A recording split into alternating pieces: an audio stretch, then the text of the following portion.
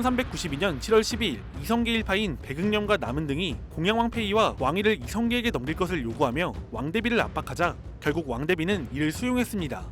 그녀는 교지를 내려 공양왕을 폐위했고 옥새는 이성계에게 전해지며 7월 17일 이성계는 조선의 초대 왕이 됩니다. 이렇게 이성계는 동북면 출신 신참귀족에서 국왕의 자리까지 도달하며 자신의 인생에 정점을 찍게 되는데요. 이렇게 절정기를 달리는 그는 조선 건국 이후 어떤 일을 벌였을까요? 태조 이성계는 전쟁 영웅으로 명성을 쌓아서 왕이 된 사람답게 국방력 강화와 외적 토벌에 큰 관심을 들였습니다. 그리고 그만큼 성과를 거두었는데 태조 2년 조선군은 보병, 기병, 수군을 모두 합해 20만이 넘는 대군을 보유하게 됩니다. 태조 자신이 위화도에서 회군했던 2차 요동정벌 당시 고려의 총력을 결집시킨 군대가 5만이 조금 넘는 수준이었던 것을 생각하면 단순 계산으로만 해도 군사력이 4배 이상 강화되었습니다. 이외에도 태조 5년 한동안 잠잠했던 왜구가 다시 경상도 일대를 침략해서 난동을 부리자 같은 해 12월 태조는 김사영에게 대마도 정벌을 지시하는데요. 대마도 정벌은 큰 성과를 거두었는지 김사영이 정벌을 마치고 귀환할 때 태조가 직접 흥인지문까지 나가서 그를 환대했다고 합니다. 태조 3년엔 정도전에 조선 경국전을, 6년엔 조준의 경제육편 등을 수용해 법제를 정비했고 조선 건국에 반대한 이들을 회유해서 전국을 안정시켰습니다. 이렇게만 본다면 그는 건국 이후의 정치도 훌륭하게 해낸 것 같은데 태조는 총애하는 신하들과 함께 자신의 이상을 하나하나 펼쳐갔지만 그와 동시에 자기 자신의 선택으로 인해 조금씩 문제가 쌓이기 시작했습니다. 태조 1년 8월 20일 태조는 자신의 막내 아들이자 둘째 부인 강씨의 아들인 이방석을 조선의 첫 번째 세자로 임명했습니다. 이방석의 나이 10살 때였습니다. 당연히 이 선택은 신하들이 격하게 반대했죠. 신하들은 38살이었던 장남 이방호나 35살이었던 차남 이방과처럼 나이가 많은 아들을 세자로 세우거나 이방원처럼 건국에 공이 많은 아들을 세자로 세울 것을 주장했지만 이성계는 이 모든 주장을 무시했습니다. 이방석은 형제들 중 나이도 가장 어리고 개국공로도 가장 적으니 이것은 말도 안 되는 결정이었죠.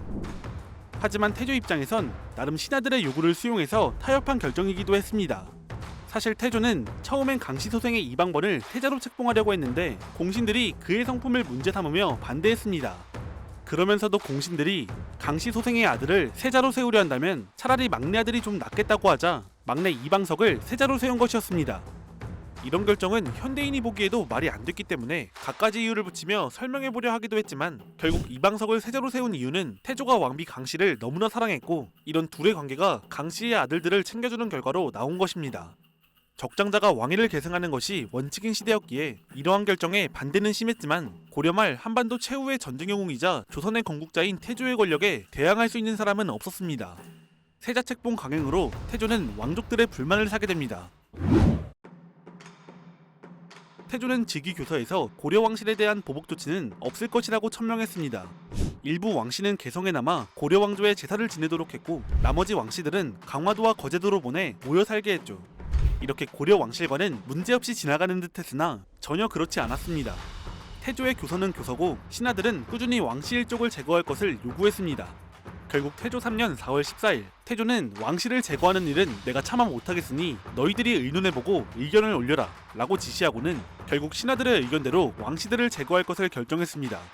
왕씨들이 모여 살던 삼척, 강화, 거제도에 관원을 보냈고 태조 3년 4월 15일에서 20일까지 강화나루와 거제도 앞바다에 왕씨들을 물에 빠뜨려 죽였으며 삼척에 있는 공양왕과 두 아들을 죽였습니다. 이렇게 죽은 왕씨가 약 150여 명이었습니다. 왕씨라고 하면 닥치는 대로 죽였던 것은 아니었고 유력 왕족 중 조선 건국에 협력하지 않은 이들을 중심으로 죽였습니다. 왕씨 학살에 대한 기록을 보면 태조는 일관되게 관용을 주장하지만 왕씨를 멸족시키길 원했던 신하들의 의중에 떠밀려서 어쩔 수 없이 진행됐던 것으로 묘사됩니다. 다만 건국 이후 신하들의 반대에 끌려다니지 않던 그를 생각한다면 조금 이상한 부분은 있습니다. 그렇다면 신하들은 왜 왕씨 학살을 주장했던 것일까요? 여기에 대해선 한 가지 의견이 있는데 짧게 요약하자면 왕씨를 제거해 구왕조와 단절하고 조선을 건국한 사대부들의 정체성을 확립하고 싶었던 것으로 여겨집니다. 한편 태조 2년 2월부터 태조는 새로운 국가를 위해 수도를 옮기자고 주장했습니다. 당연히 개성에 기반을 둔 수많은 명문가들의 반대가 있었지만 태조는 모두 물리쳤고 태조 3년 10월 25일 수도를 한양으로 옮겼습니다. 이렇게 수도 이전은 어렵지 않게 이루어진 듯하지만 실제로는 재상부터 시작해 하급 관리들까지 수도 이전 2달 전까지 수도 이전을 반대했습니다. 반대를 하나마나 태조는 계속 새로운 도읍터를 답사하며 수도 이전을 추진했고, 태조가 신하들을 불러 도읍지에 대해 물으면 신하들은 반대하거나 모르겠다는 말만 반복했습니다. 이렇게 되자 태조는 계속 반대하면 삼국시대 수도였던 곳으로 도읍을 옮겨버리겠다고 말했는데, 이에 신하들은 한양 등 몇몇 지역을 이야기하며 어거지로 동의할 수밖에 없었습니다. 수도 이전 강행으로 태조는 많은 유력자들의 불만을 사게 됩니다. 이렇게 태조는 세자책봉 문제로 왕자를 비롯한 왕실 종친들의 불만을 샀고, 왕씨 학살로 인해 백성들과 거리감이 생겼으며 수도 이전을 강행하며 개성에 뿌리를 둔 명문가들의 불만을 샀습니다. 조선의 창업군주는 본인이 의도하진 않았겠지만 자신의 길을 걸어갈수록 점차 고립되어 갔습니다. 태조의 입장을 대변해주는 이는 정도전과 남은, 심효생 등 극소수의 최측근만 남게 됩니다. 이런 와중에 외부의 상황도 태조에게 불리하게 돌아가기 시작했습니다. 1392년 조선이 건국된 직후 조선과 명의 관계는 서로 나쁘지 않았습니다. 조선은 국호를 정할 때 명나라의 의중을 묻는 사신을 보내며 명이 공식적으로 이성계의 즉위와 새로운 국가를 인정하기를 요청하는 사신을 파견했고, 명은 이에 대해 우호적인 답변을 보냈죠. 하지만 그 후 명에서 온 서신으로 양국은 서로 마찰을 빚기 시작합니다. 명나라는 조선이 압록강 너머 요동에 있는 유력자들에게 뇌물을 주어 깨어내고 요동에 있는 여진 사람들을 조선으로 데리고 간다는 등 문제를 제기했습니다.